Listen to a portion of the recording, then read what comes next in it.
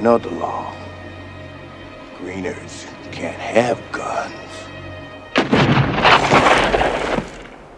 10 crazy Mad Max ripoffs that are hilarious and awesome. Mad Max was a revolutionary idea in the dystopian action genre. It surprised the audiences with its rich content that dealt with a crisis in a post-apocalyptic world. This franchise by George Miller instilled a love for stories that revolved in the wasteland, where there was a supreme villainous character who had to be brought to justice by the righteous few. The way the makers shot the action sequences, the glamorous vehicles, and fight scenes paved the way for others to attempt a replication of the same format. We soon had a flurry of Mad Max ripoffs that fed off the same idea of a story in the wasteland. Only the magic of George Miller and the expertise of actors like Mel Gibson, Tom Hardy, and Charlize Theron were missing. It resulted in some hilarious movies which are entertaining despite the flaws. In this video, we will focus our attention on some of these movies that warrant a great time for a fun evening. Before we go into our explanation, we have a very small request.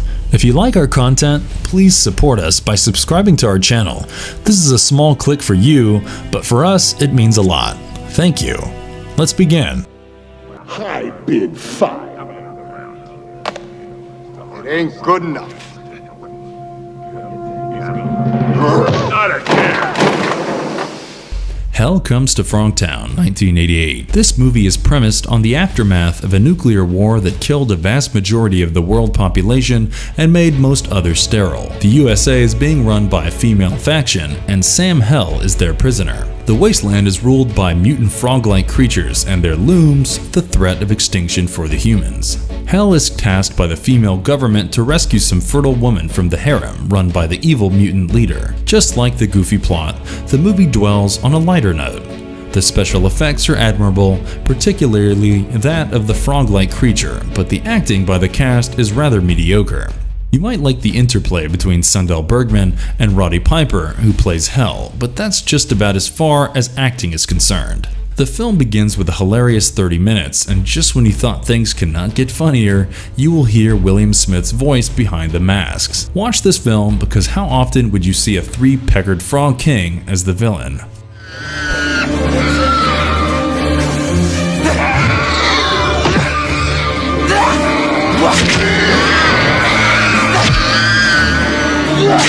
Steel Dawn, 1987. Although we categorize this as a Mad Max ripoff, this is more of a post-apocalyptic samurai action flick. The desert community of Meridian has a precious commodity: water. It is a world after World War III, and water is the most crucial element around.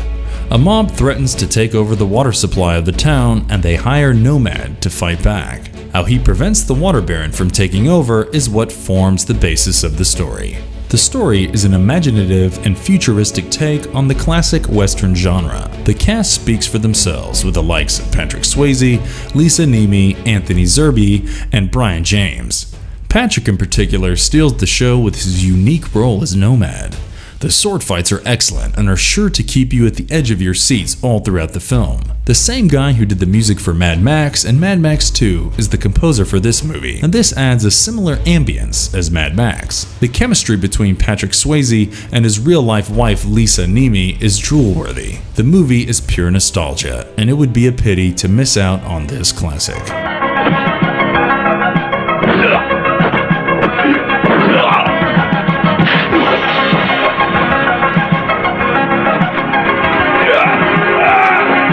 2019, after the fall of New York, 1983. The movie takes place in a world after a disastrous nuclear war which has divided the society into two groups: the Rebel Federation and the Evil Iraqs.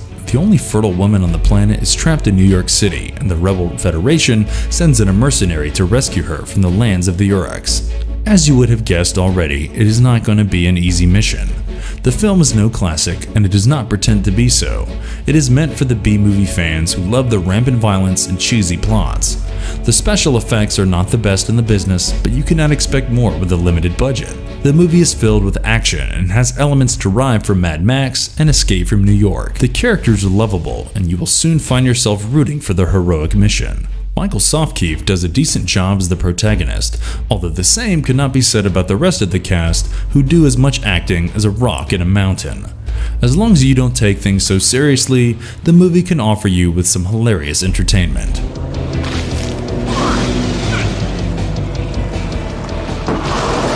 What are you doing? Get off me!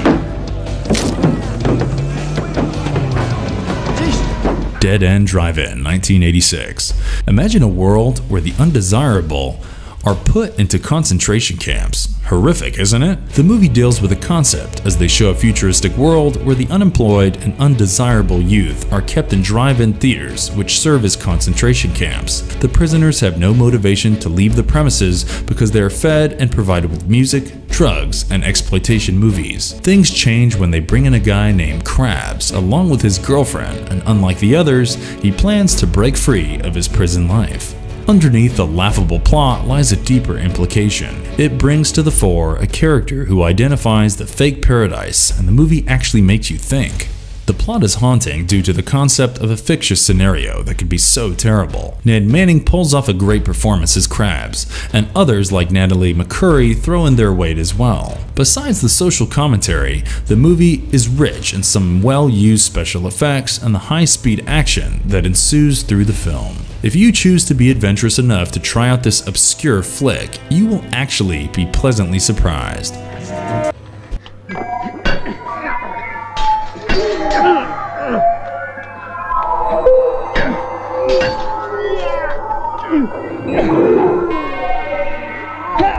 The Bronx Warriors, 1982. The movie takes off in a post-apocalyptic New York City where the Bronx region is at the mercy of gangs. The state has declared it is to be a no man's land where there is absolute lawlessness. In the midst of such chaos, the leader of a biker gang falls in love with a girl who has fled to the Bronx from Manhattan. However, he is soon to discover that the girl has a backstory as well. The film is like the end product of The Warrior and Mad Max into a blender. One of the major attractions of this movie is the presence of Fred Williamson, the famous blaxploitation star, in the role of the proclaimed King of Bronx.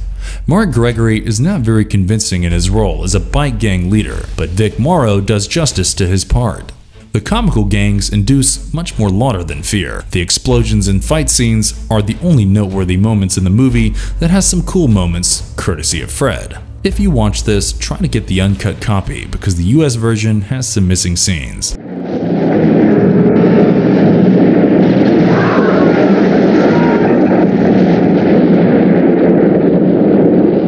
The Exterminators of the Year, 3000, 1983. Much like most wasteland action stories, this one too begins in a world after a nuclear war. Much of the earth is turned into a desert, and there is a group of survivors who are running out of water resources. As they search desperately for another water source, so does a gang of motorcycle psychos who seek control of the wasteland and water sources. The quest for the same thing eventually leads to a clash that they cannot evade. What happens next is for you to find out. The movie has no dearth of violence and gore. There are some extreme scenes such as a young boy consuming beer as a painkiller, and such scenes cause the film to be rated R. The action is to die for, and the vehicle stunts in particular will cause goosebumps if you love wasteland thrillers. The production and music in this film are fairly impressive despite the low budget. Don't go looking for something deeper, as the laughable dialogue and mediocre acting do not promise a classic. You can try it out as just another casual action-packed post-apocalyptic world premise movie.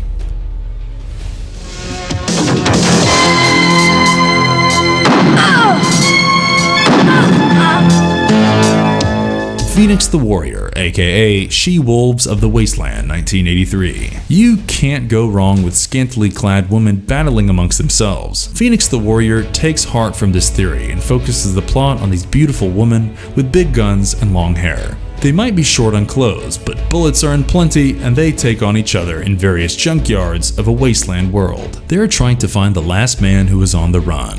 These battles are going to be the determiner of the eventual fate of the Earth. The movie will manage to please those with an eye for violence and gore, such as the violent streak of the ladies that when they run out of ammo, they take to sword fighting or hair-pulling battles. The film is shot in an orange tone that gives the audience a crazy, eerie feeling. You must leave your brain behind if you're planning to watch this sexploitation romp. Although the plot is forgettable, the ladies are not, and the likes of Persis Kambata, Kathleen Kinmont, Peggy McIntegert, etc. will be a sight for sore eyes.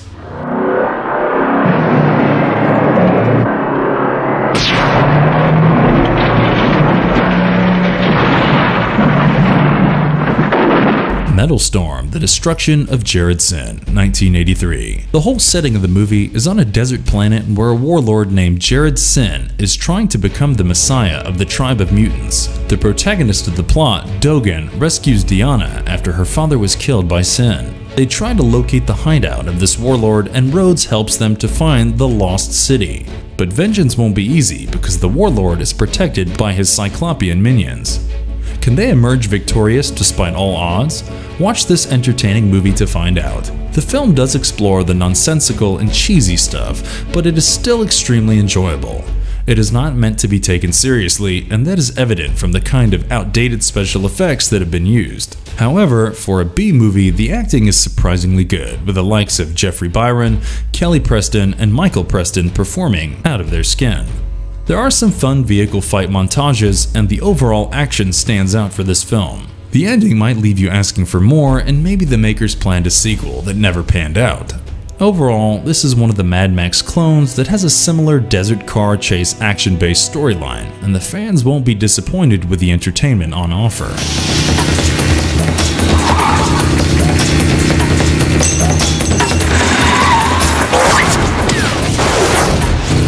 Steel Frontier, 1995. Remember Clint Eastwood in High Plains Drifter? This movie is a cross between that and Mad Max, as you have all the elements that you have seen in those movies. We have a hero who wanders around in a motorcycle. There's a town trying to recover from its rubble state, and a group of armed militia takes over the regime after eliminating the police. The hero is the lone gunman who must fight the extremists and restore peace.